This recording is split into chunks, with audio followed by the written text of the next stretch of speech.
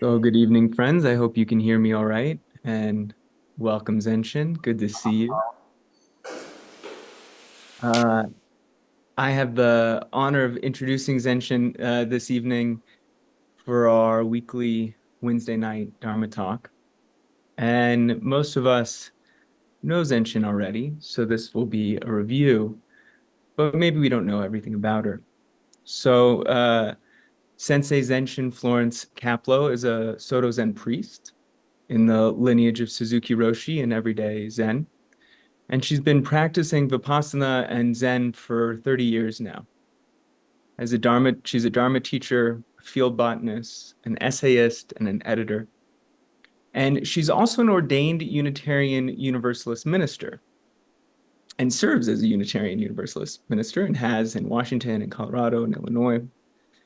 And we probably know her best from her co-creation of this book, The Hidden Lamp, Stories from 25 Centuries of Awakened Women. And maybe you don't know that we have a monthly gathering that Zenshin leads to study these stories, to sit with them, to share what they inspire in us. And the next one is in the middle of this month. You can go to the Upaya website to sign up and to join. And the other thing that I so appreciate is Zenshin's not only been to Upaya to teach and joined us in person many times, but you've kind of helped gather and steward our vast online community that erupted during the pandemic and that has stayed so close in with one another and with all of us. And without your kind of daily work, your continuous practice, much of that would have fallen away, actually. You so diligently and wholeheartedly kept everyone stitched together, uh, helping put together groups around the country and around the world, and helping over the years when we've kind of shifted again from primarily online to this hybrid, bridge the two. And it's been a huge service and gift to Upaya as a community and to all those who get to practice because of it. So deep thanks to your practice and the way you share with us. Appreciate it, Senshin. And the floor is yours. Thank you, Kaison. We'll do the verse before the Dharma talk.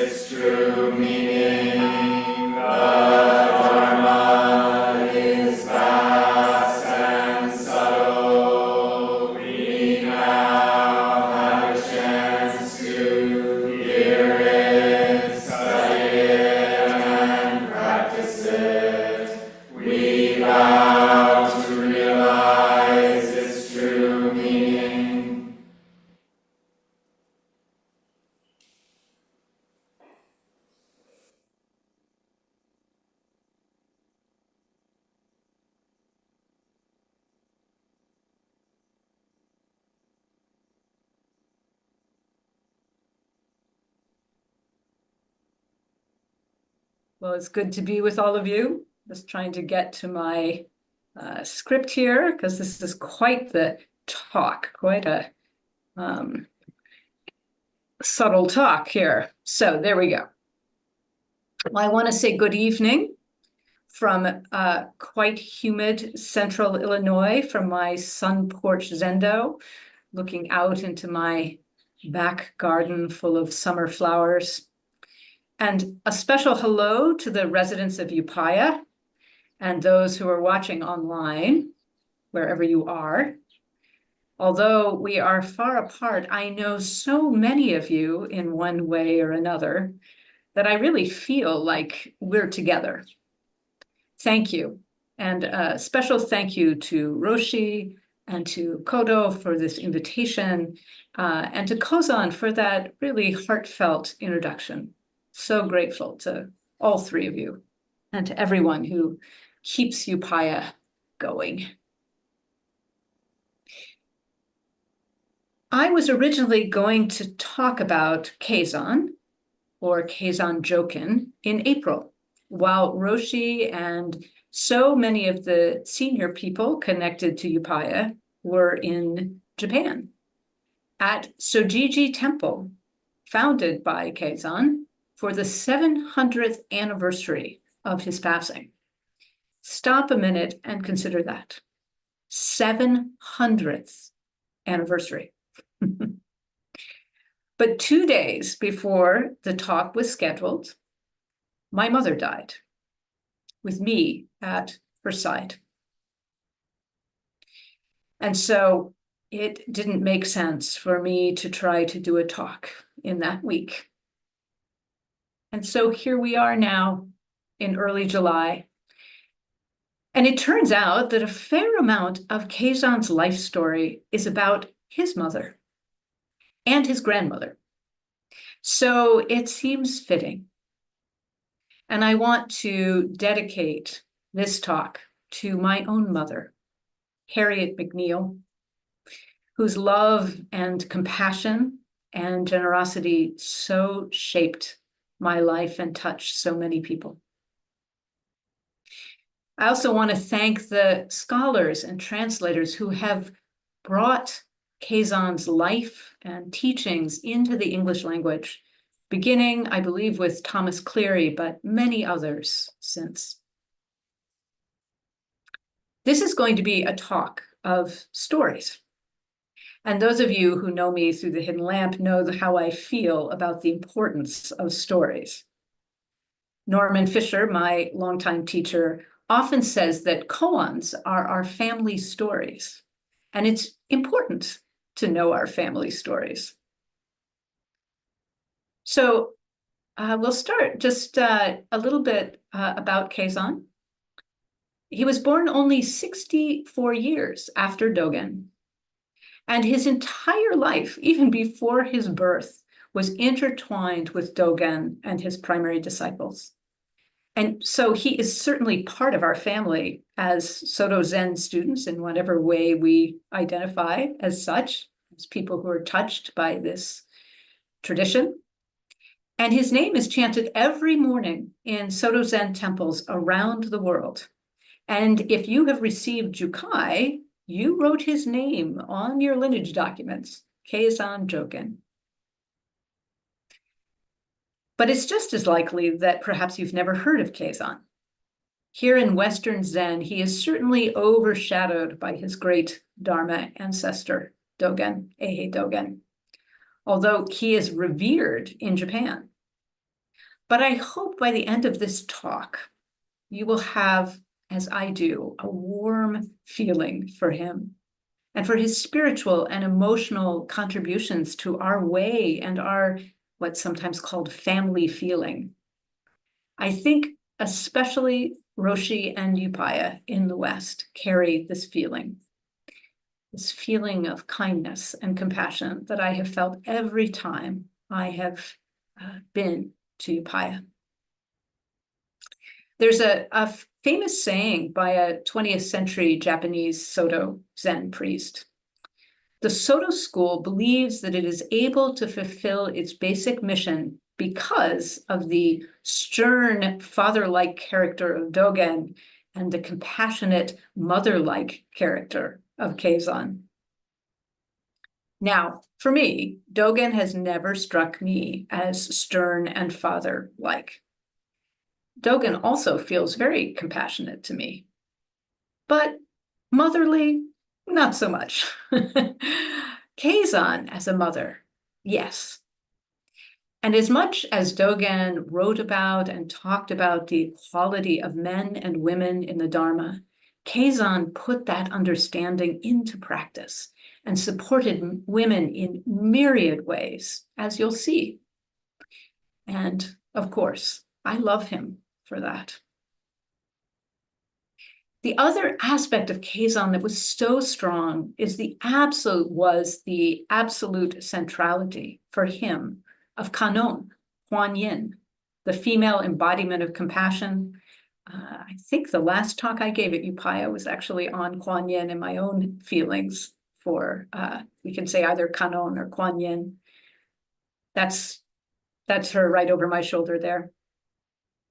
And this deep connection to Kanon came to him from both his mother and his grandmother, who were both serious Zen practitioners and devotees of Kanon. Much of what we know about him and his early life came from a brief autobiography that we have, and I will be sharing directly from it.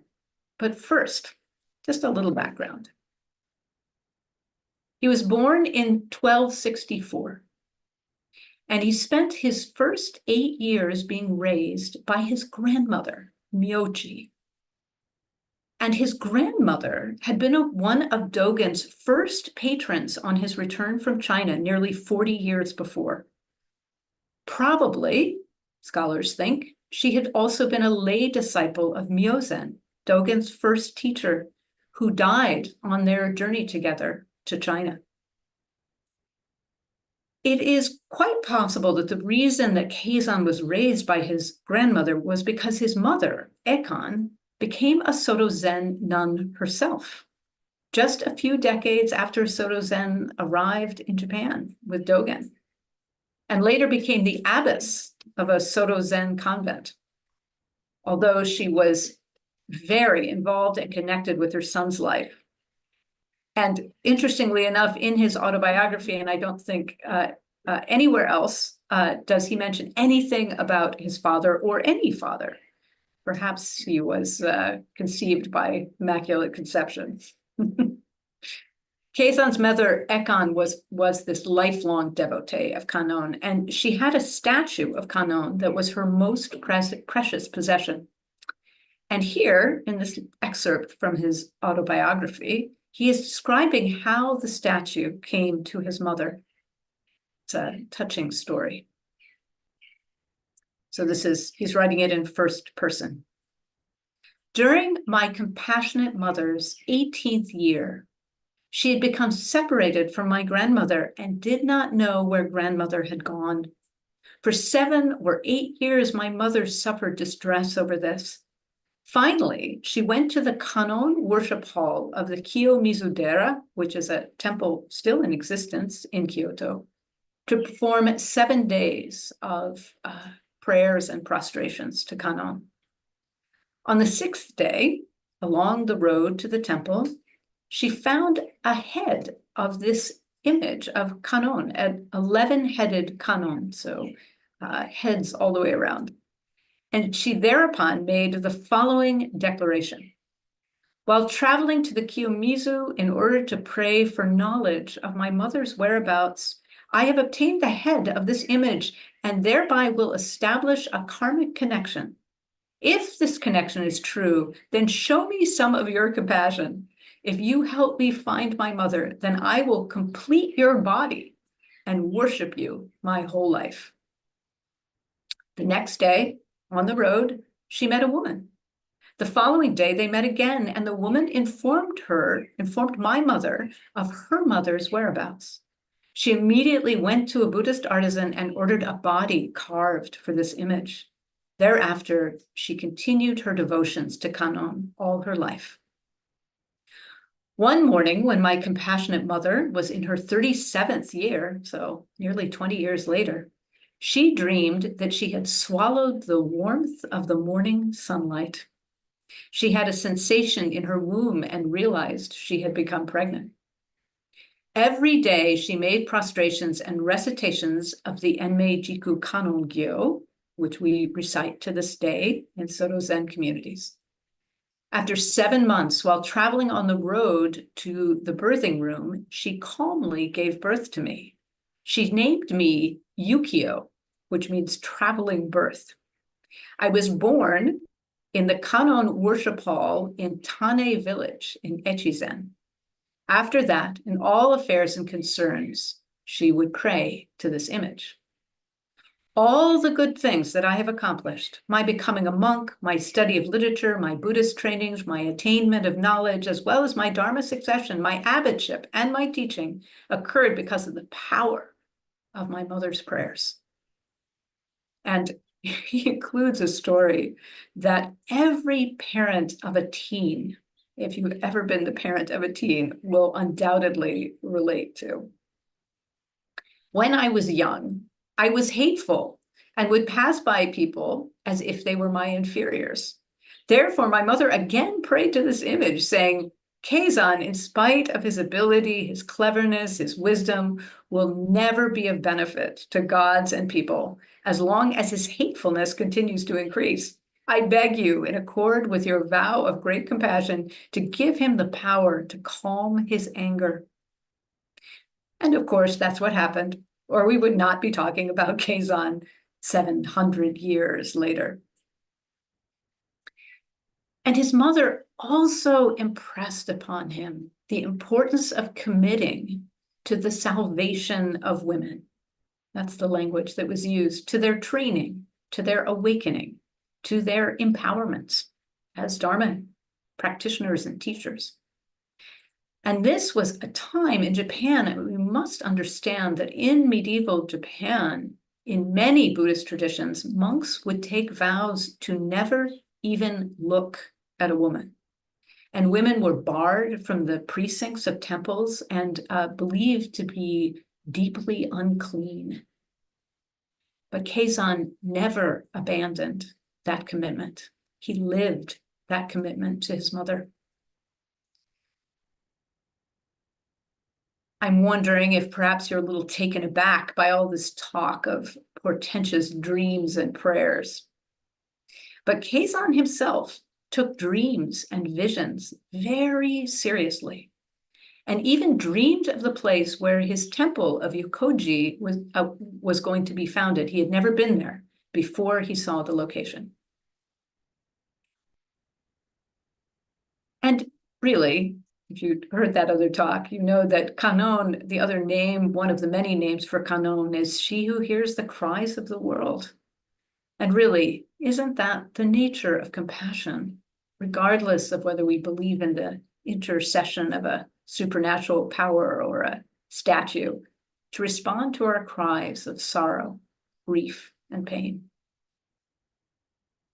So little 8-year-old Keizan went to Eiheiji, the great fierce monastery in the middle of nowhere in Western Japan, founded by Dogen, and was ordained by Koan Eijo, who was the Dharma heir of Dogen, at the age of 13. At 18, shortly after his mother's pleas to Kanon to make him a nicer person, he had an awakening experience. And in his 30s, he rose in leadership within the Soto sect. Keizan is most linked to the Soto Zen Sojiji, which became co-equal to Eiheiji over the centuries.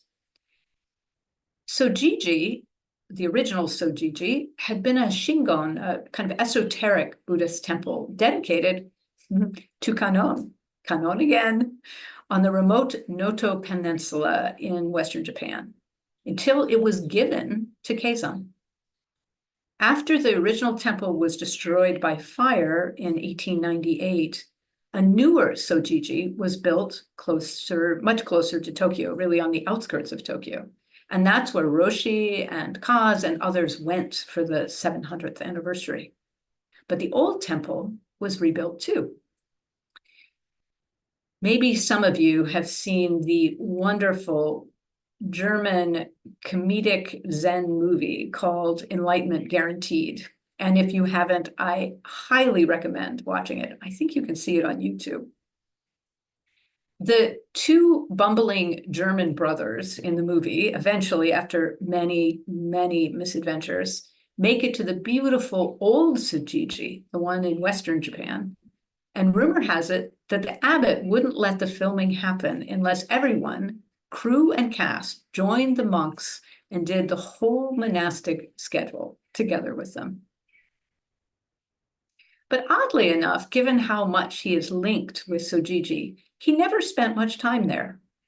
His deep spiritual home, and where he spent most of his teaching life, was another temple that he built deep in the hills, but on the same Noto Peninsula. It was called Yokoji. It's still there. And it was here he met and practiced with the third important woman in his life, his disciple, Mokofu Sonen. The land for the temple was actually given to him by Sonen and her husband, while she was still a dedicated lay practitioner, just as his grandmother had been a patron of Dogen. This was the land that Keizan had dreamed about, covered in ancient pines and cedars. Sonen remained a lay practitioner for many years, studying closely with Keizan, and eventually ordained as a nun. They were extraordinarily close. In fact, Keizan believed that Sonen was a reincarnation of his grandmother, Myochi, who had cared for him as a child. And she was one of the first women, Soto women, known to receive Dharma transmission in this Soto lineage in Japan. Perhaps those of you who have done lineage papers for Jukai will recognize her name. She is one of our female Dharma ancestors. I found some mention, just a tantalizing mention, of a document created by Keizan that showed his lineage as descending from both of them, Sonen on one side and Keizan on the other. And one of the stories about Keizan and Sonen is in the Hidden Lamp. And it's the moment where Sonen shows Keizan the depth of her understanding. And I've known this koan, obviously, for many years, but it's not until I did the study for this talk, I think that I came to fully understand it. So I'll read it, and then I'll say a little bit about what I think might actually be going on that I hadn't understood before. It's called Sonen's Shadeless Tree. Master Keizan Jokin asked the nun Mokofu Sonen, "The winter is coming to an end and the springtime is arriving. There is an order to this. What is your understanding?" Sonen replied, "In the branches of a tree without shade, how could there be any seasons?" Keizan asked her, "What about right now?" Sonen bowed. Keizan then transmitted the Dharma robe to her. So I don't like to interpret koans. Anybody who does Hidden Lamp with me knows that. But I just have to say what I felt when I read this again in preparation for this talk. They had already been practicing together as close, really, as two people could be for years at the time this happened. And he was a lot older than she was. And he said, the winter is coming to an end and the springtime is arriving. That's the next generation. That's her. And there's an order to this. This is how it is. What is your understanding? And she says, in the branches of a tree without shade, how could there be any seasons? That it's not a matter of one generation to the next. It's really, the Dharma is vast and limitless and eternal, like a tree without shade. So that's my current thought on that moment between Keizan and Sonen after so many years of practice together.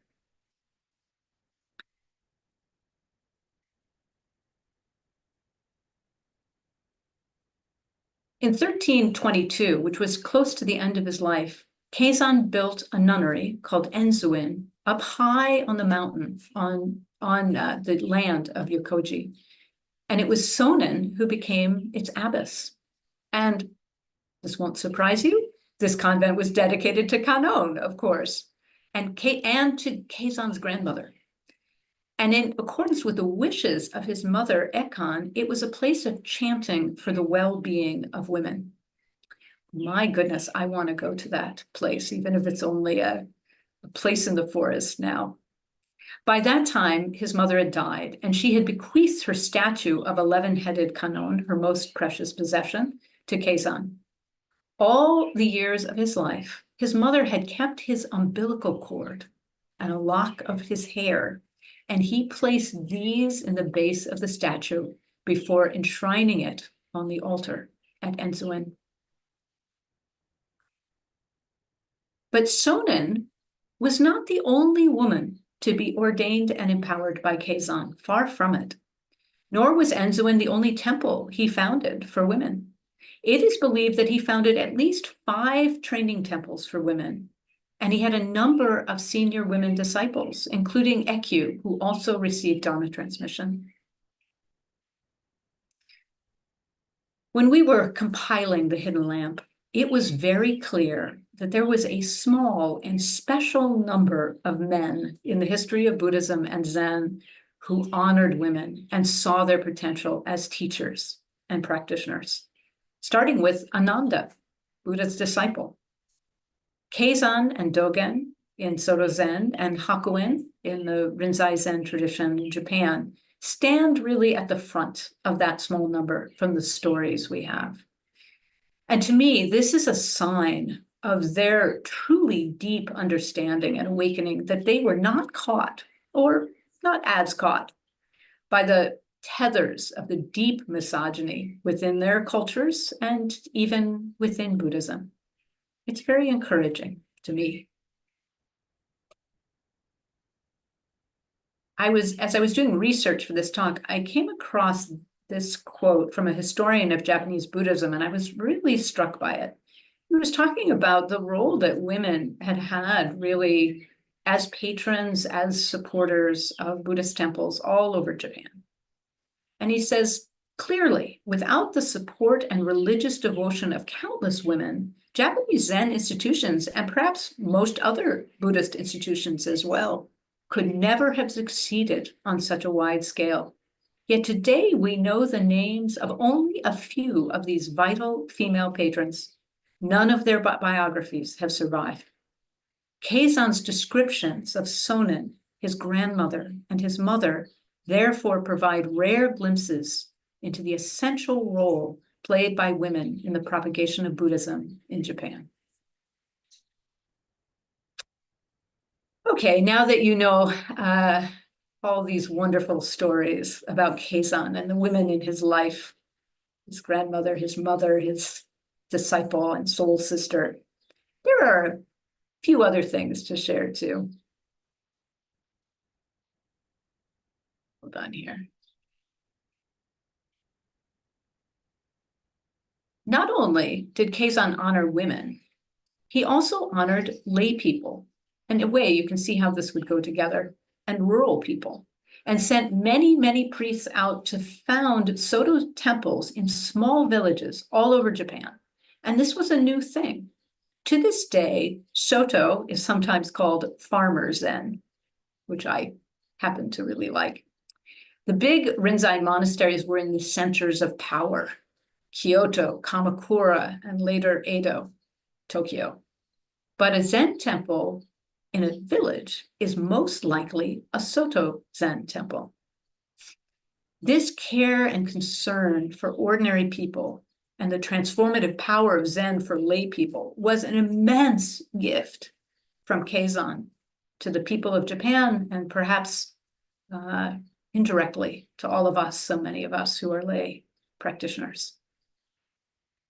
Many, many years ago, as a relatively new Zen student, I'm realizing I need to update that biography. It's 35 to 40 years now. I stumbled across a beautiful book called Transmission of Light by Kaison. Zen Master Kaison was what the cover of the book said. Here it is, the original. or maybe this is several copies since. I had no idea who Keizan was, but I loved the book, which told the stories in poetic and sweeping language of the meetings between student and teacher, and the student's own awakening story of each generation of Buddhist and then Zen masters, all the way from the Buddha to Eijo, who was, of course, Keizan's teacher. If you ever want to know more about our lineage, this is a fantastic place to start. At least it was for me. And here's a section about the equality of lay and ordained paths that moved me then and moves me now. I had no trouble finding it again after all of these years, because it was so important for me. In Buddhism, this is in the section, it's the 5th chapter on Upagupta, very early disciple. In Buddhism, there are basically 2 kinds of home leaving, that of the body and that of mind. Those who leave home physically give up social and personal sentiments, leave their native place, shave off their hair and dress in black, and do not have any servants, becoming mendicants. They work on the way 24 hours a day, so they waste no time and have no extraneous desires.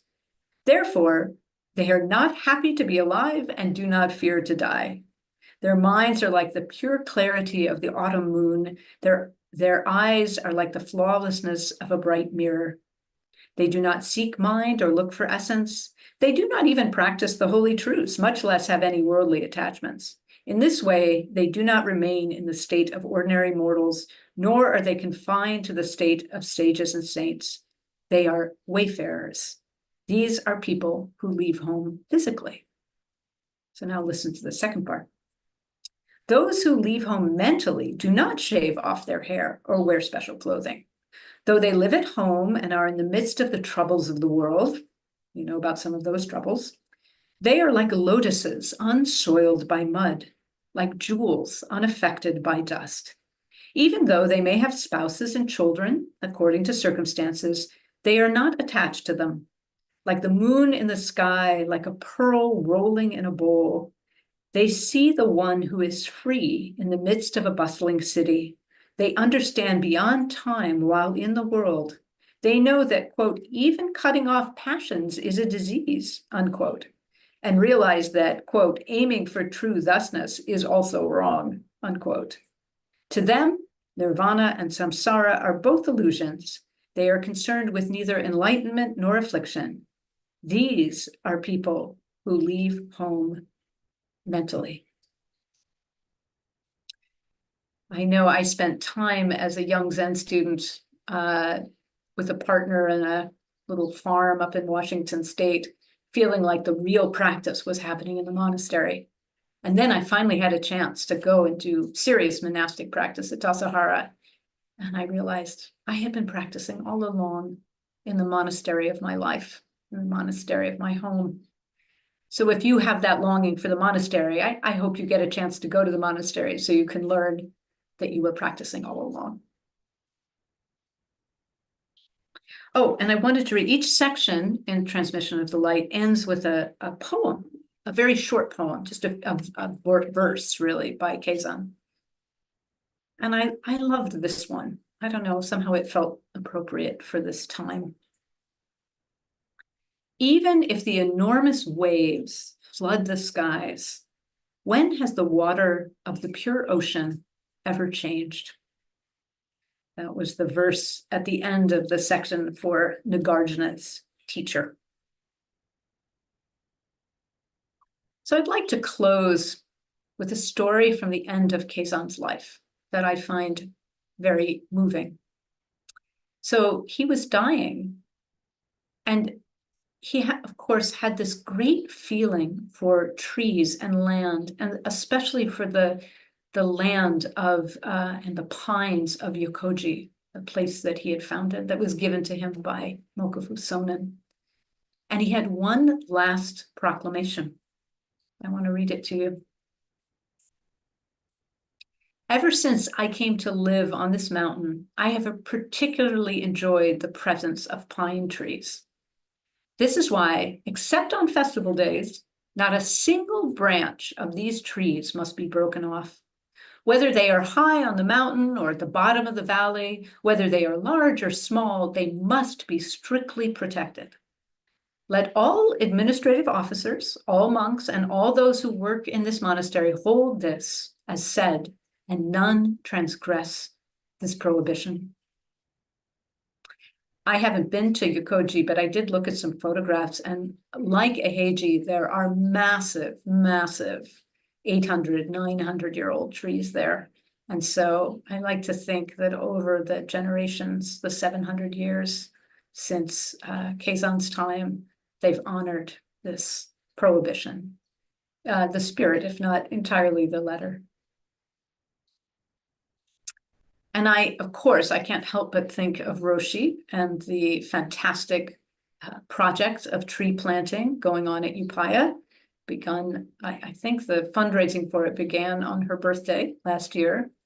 And hopefully you could find the link if it was something you wanted to give to, but it feels like it's very much in that same spirit of taking this former bean field and turning it into a place of trees, a place of sanctuary for the non-human as well as the human. So as I said at the beginning, I really believe that Upaya carries a lot of the spirit of Keizan, as does Roshi, as do all of you who are connected to Upaya. And as I said earlier, I'm so moved that at the end of his life, more or less the last thing he did was extend that great compassion to the trees themselves. And I wrote to Roshi just asking her if there's anything she wanted to say about what it was like to be there at Sojiji on the 700th anniversary. I very much wanted to be there. I knew I couldn't because of my mother's condition, and it was a good choice because they left for Japan basically right about the time that my mother was dying. So, but I asked her what she might want to add, and this is what she wrote me. So again, there were hundreds of Soto Zen priests there celebrating Keizan. She wrote, "Being with the Mahasangha during the memorial was wonderful. One very big and caring family. There was beauty and also humor, warmth, and also wonder. Sojiji is beautiful, and we were treated so kindly. One could feel the inclusive spirit of Kaison in the air. One could hear the inclusive spirit of Kaison in the air." And I just want to close by, if you feel like putting your hands in Gasho and joining me, just bowing to Keizan, to our ancestor, and to this beautiful spirit that he brought to our Dharma family.